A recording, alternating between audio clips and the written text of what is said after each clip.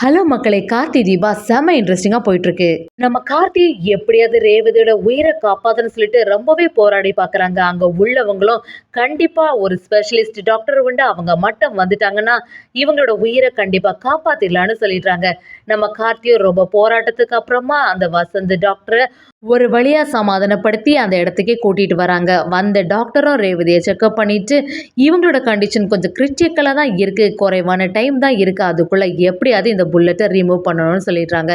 இத கேட்ட உடனே சாமடிச்சு கார்த்தி எல்லாம் அப்படியே பதறி போயிடுறாங்க. இதுக்கு முன்னாடியே நம்ம கார்த்தி இத மாரிப்பட்ட சிச்சுவேஷன்லாம் 2 இடத்த பார்த்துருக்காங்க. அவங்க அம்மாவும் சரி, தீபாவும் சரி 2 பேருமே இருக்கும்போது இந்த மாதிரி தான் நம்ம கார்த்தியும் பதறி போனாங்க. இந்த வாட்டி அந்த தப்பு நடக்கவே கூடாது. எப்படியாவது ரேவதிய காப்பாத்துறேன்னு சொல்லிட்டு அப்படியே கதறி அழ ஆரம்பிக்கிறாங்க. அந்த சீன் எல்லாம் செம எமோஷனலா இருந்துச்சு. இன்னொரு சைடு பார்த்தீங்கன்னா, நம்ம பாட்டி அவங்கள கூட்டிட்டு வந்து எப்படியாவது நீங்க ஆசீர்வாதம் பண்ணுங்க. அப்பதான் என்னோட பேத்தி உயிர் பிழைப்பான்னு சொல்லிட்டு அந்த பிரசாதத்தையும் அவங்க நெத்தியில வச்சு விடுவாங்க. எல்லாரும் கடவுளை வேண்டிட்டு இருக்கும்போது நம்ம ரேவதி அந்த ஆபத்துல இருந்து தப்பிச்சாங்களா? அப்படியே நம்ம கார்த்தி அவங்களோட லவ் சொன்னாங்களா? வீடியோக்குள்ள போறதுக்கு முன்னாடி யாரெல்லாம் நம்ம சேனலுக்கு சப்ஸ்கிரைப் பண்ணலையோ அவங்க சப்ஸ்கிரைப் பண்ணுங்க.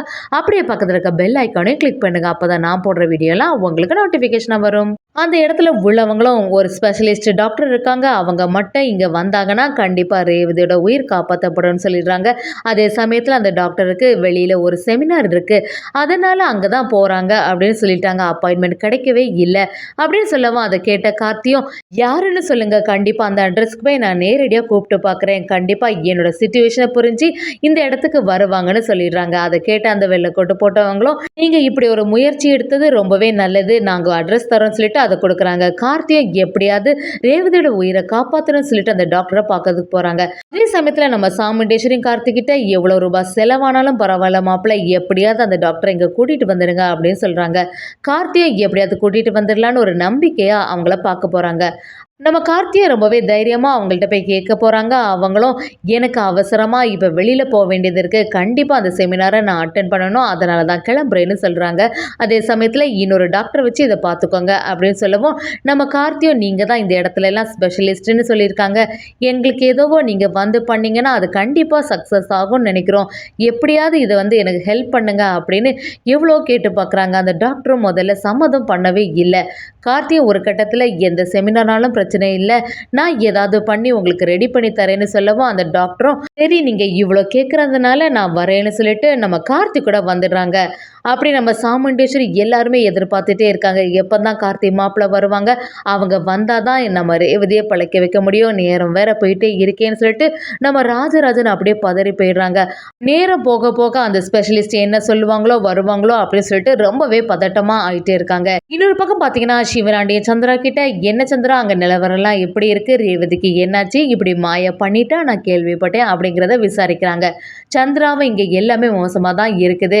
ஒரு ஸ்பெஷலிஸ்ட் வந்தாதான் ரேவதியை காப்பாற்ற முடியும்னு சொல்லிடுறாங்க. இதை கேட்ட சிவனாண்டி என்ன சந்திரா நான் இதில் ஏதாவது பண்ணணுமான்னு கேட்கவும் சந்திராவும் இந்த விஷயத்தில் நீங்கள் எதுவுமே தலையிடாதுங்க, நடக்கிறது போல் நடக்கட்டு அப்படின்னு சொல்லிட்டு இதுலேருந்து கொஞ்சம் விலகியே இருப்போன்னு சொல்லிடுறாங்க. சிவனாண்டே காளியம்மை கிட்ட பேசவும் காளியம்மையும் எல்லா விஷயத்தையும் சொல்கிறாங்க. மாயாவுக்கு எப்படியாவது நான் தான் அடைக்கலம் கொடுக்கணும்னு நினைக்கிறேன் அப்படின்னு போட்டு உடைக்கிற மாதிரி இருக்குது. அதை கேட்ட நம்ம சிவனாண்டியும் எல்லாம் அந்த சாமுண்டேஸ்வரிக்கு கெட்டதாக நடந்தால் நமக்கு எல்லாமே சந்தோஷம் தானே, நம்ம என்ன பிளான் பண்ணாலும் எதுவுமே நடக்கல, அந்த சாமுண்டேஸ்வரிக்கு சரியான ஆப்பாட்டு மாயா வச்சுட்டாங்கிற மாதிரி பேசுகிறாங்க. அதே சமயத்தில் காளியம்மையோட வீட்டில் தான் மாயா இருக்காங்க. மாயா கிட்ட காளியம்மை என்ன ரேவதி பழைச்சிருவாளான்னு கேட்குறாங்க. அதுக்கு மாயாவும் கண்டிப்பாக பழைக்க வாய்ப்பே இல்லை, ஏன்னா கரெக்டாட்டு நான் ஏம் பண்ணி தான் சுட்டேன், அவளோட ஹார்ட் பக்கத்துலேயே போயிருக்கோம் அந்த இதெல்லாம், அதனால் கண்டிப்பாக பழைக்க மாட்டான்னு சொல்லிடுறாங்க. இதை கேட்ட காளியம்மையும் கொஞ்சம் சந்தோஷம் ஆகுறாங்க. எப்படி இருந்தாலும் சாமுண்டேஸ்வரி வருத்தப்படுறதுல எனக்கு ஒரு சந்தோஷம் தான் அப்படின்னு நினைக்கிறாங்க. இன்னொரு பக்கம் நம்ம கார்த்தி அப்படியே பதறி போயிடுறாங்க. எப்படியாவது ரேவதியை காப்பாற்றணும்னு நினைக்கிறாங்க. அந்த ஸ்பெஷலிஸ்ட்டும் நம்ம ரேவதியை பார்க்க வராங்க. ஸ்பெஷலிஸ்ட் ரேவதியை பார்த்துட்டு நமக்கு கொஞ்சம் டைம் தான் இருக்குது, இந்த பொண்ணு கொஞ்சம் கூட கிரிட்டிக்கல் கண்டிஷனில் தான் இருக்கா, எப்படியாவது அவளை காப்பாற்றணும்னா இப்போவே சர்ஜரி ஆரம்பிக்கணும்னு சொல்லிடுறாங்க. கார்த்தியும் நீங்கள் கண்டிப்பாக அதை ஆரம்பிங்க, அவளுக்கு எந்த ஆபத்துமே வந்துடக்கூடாது அப்படி சொல்லிட்டு ரொம்பவே பதட்டமாக இருக்காங்க. நம்ம மயில் வாகனமும் கார்த்திகிட்ட வந்து சகல இவ்வளோ அன்பை உள்ள வச்சுட்டு இப்படி கண்டிப்பாக நம்ம ரேவதிக்கு எந்த தப்புமே நடக்காதுன்னு சொல்லிடுறாங்க. அந்த டைமில் கரெக்டாகிட்டு பாட்டியை வராங்க. பாட்டியை பார்த்தோன்னா சந்திரா பயங்கரமாக டென்ஷன் ஆகிறாங்க. இப்போ எதுக்கு இந்த கிழவி இங்கே வந்து சீன் போட்டுட்டு இருக்காங்க மாதிரி இப்போ யோசிக்கிறாங்க. என்னதான் இருந்தாலும் ராஜராஜன் பாட்டிக்கு சப்போர்ட்டிவாக பேசிகிட்டு இருக்காங்க. சந்திரா இந்த இடத்துல பாட்டிக்கு இந்த மாதிரிலாம் செய்யாத, அவங்களுக்கும் அவங்க பேத்தியை பார்க்கணுன்னு ஆசையாக தானே இருக்கும், இப்படியெல்லாம் அவங்கள்ட்ட பேசாதுன்னு சொல்லிடுறாங்க. பாட்டியை இன்னொருத்தங்களை கூட்டிகிட்டு வரவும் இந்த சாமியார் மாதிரிப்பட்டவங்களை எதுக்கு இங்கே கூட்டிகிட்டு வராங்கன்னு சந்திரா டென்ஷன் ஆகிறாங்க. அவங்களோட நம்பிக்கைப்படி இந்த பிரசாதத்தை மட்டும் ரேவதி கிட்ட பூசிட்டா கண்டிப்பாக ரேவதி உயிர் பழச்சிடுவான்னு நினைக்கிறாங்க. அதே சமயத்தில் கடவுளை வேண்டிட்டு நம்ம ரேவதிக்கு அந்த பிரசாதத்தை பூசி விடுறாங்க. எப்படியாவது ரேவதி காப்பாற்றப்படணும்னு நினைக்கிறாங்க.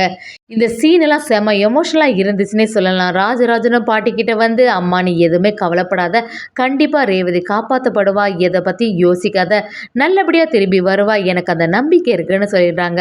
நம்ம கார்த்தியை எல்லாரும் சமாதானப்படுத்துகிற மாதிரி இருக்குது. மயில் வாகனமும் ரேவதியோட நல்ல மனசுக்கு எந்த பிரச்சனையும் ஆகாதுன்னு சொல்கிறாங்க. அதே சமயத்தில் ரோகிணியும் என்னோட தங்கச்சியோட நிலைமை இப்படி ஆயிட்டே, இவளுக்கு நிலைமைக்கு காரணமான அந்த மாயாவை சும்மாவே விடக்கூடாது, அவள் எங்கே இருந்தாலும் தக்க தண்டனை கொடுத்தே ஆகணும் அப்படின்னு சொல்லிட்டு ரோகிணி சொல்கிறாங்க.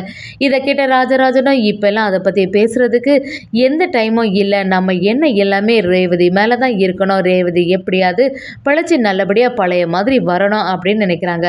பாட்டியும் கடவுளை வேண்டிகிட்டே இருக்காங்க. எப்படியாவது ரேவதி பிழைக்கணும், அவளுக்கு எவ்வளோ வயசு தான் ஆகுது, இந்த சின்ன வயசில் இவளுக்கு இவ்வளோ பெரிய ஆபத்து வந்துட்டு, அவளும் என்னோட பேரனும் சந்தோஷமாக இருந்து குழந்தைகள்லாம் பார்த்துட்டு நல்லபடியாக இருக்கணும்னு சொல்லி பாட்டியும் கடவுளை வேண்டிகிட்டே இருக்காங்க. ஒரு வழியாக அது சர்ஜரியும் ஆரம்பிக்க போகுது. எல்லாரும் வேண்டிகிட்டு இருக்காங்க. நம்ம டாக்டரும் வெளியில் வராங்க. என்னாச்சுன்னு விசாரிக்கவும் இந்த ஆபத்தான கட்டத்துலேருந்து ரேவதி கொஞ்சம் தாண்டிட்டாங்கன்னே சொல்லலாம். இப்போதைக்கு மயக்க நிலையில் இருக்காங்க. கொஞ்சம் நேரம் கழித்து தான் முழிப்பாங்க. அப்போதைக்கு எல்லாரும் பார்க்கலான்னு சொல்கிற மாதிரி இருக்குது. கார்த்திக்கு இப்போ தான் நிம்மதியாச்சு. ரேவதியோட எண்ணங்கள் எல்லாமே கார்த்திக்கு வந்துட்டு போகுது. ரேவதி எப்போவுமே நம்மளை சுற்றி சுற்றி வந்துட்டு இருந்தா, அப்போ எல்லாம் அவளோட அருமை புரியவே இல்லை. இப்போ ரேவதிக்கு இப்படி ஒரு ஆபத்து வருதுன்னு தெரிஞ்ச போது தான் நம்ம கார்த்திக்கு எல்லாமே புரிய ஆரம்பிக்குது. ரேவதியை பற்றின எண்ணங்கள் எல்லாம் அவங்களுக்கு ஃப்ளாஷ்பேக்காக வந்துட்டு போகுது. ரேவதி நமக்கு மேலே எவ்வளோ லவ் சொன்னால் நம்ம தான் அவகிட்ட எதுவுமே சொல்லலை அப்படின்னு நினைக்கிறாங்க. நம்ம ரேவதியை கண்மொழிச்சிட்டாங்க. அதை பார்த்த கார்த்திக்கு இப்போ தான் நிம்மதியாச்சு. எப்படியாவது தன்னோட லவ்வை சொல்லிடணும்னு நினைக்கிறாங்க. ரேவதியோ இப்போவாது என்னை பற்றி புரிஞ்சுக்கிட்டியா, நீயாவது என்கிட்ட உன்னோட லவ்வை சொல்லுவியா அப்படின்னு நம்ம ரேவதி கார்த்தியை ஏக்கத்தோடு பார்க்குறாங்க. சுற்றி நின்ன சாமுண்டேஸ்வரி ரோகிணி எல்லாருக்குமே இப்போ தான் நிம்மதியாச்சு. நல்லபடியாக ரேவதி கண் முழிச்சிருப்பா, நல்லா இருக்கா இப்போ அப்படின்னு தெரிஞ்ச உடனே தான் அவங்களுக்கு நிம்மதியாச்சு. பாட்டியும் நம்ம ரேவதி கிட்ட வந்து கடவுளே நீங்கள் எனக்கு காப்பாற்றிட்டீங்க, என்னோட பேத்தி ரேவதிக்கு எந்த ஆபத்தும் இல்லாமல் இப்படி பண்ணிட்டீங்க, எனக்கு இப்போ தான் நிம்மதியாச்சுன்னு சொல்லிட்டு பாட்டியும் யோசிக்கிறாங்க. ராஜராஜன் மயில் வாகனம் எல்லாமே ஒரு பெரிய கட்டத்துலேருந்து நம்ம ரேவதி தப்பிச்சிட்டான்னு நினைக்கிறாங்க. அதே சமயத்தில் இவ்வளோ பிரச்சனைக்கு காரணமான அந்த மாயாவை சும்மாவே விடக்கூடாது, அந்த அதிகாரிகள்கிட்ட சொல்லி மாயா எங்கே இருக்கான்னு கண்டிப்பாக கண்டுபிடிக்கணும்னு நினைக்கிறாங்க. கார்த்திக்கும் அந்த நியூஸ் வருது, மாயா இந்த இடத்துலேருந்து தப்பிச்சுட்டு அவள் எங்கே இருக்கான்னு தெரியலை அப்படின்னு அந்த அதிகாரிகளும் சொல்கிறாங்க.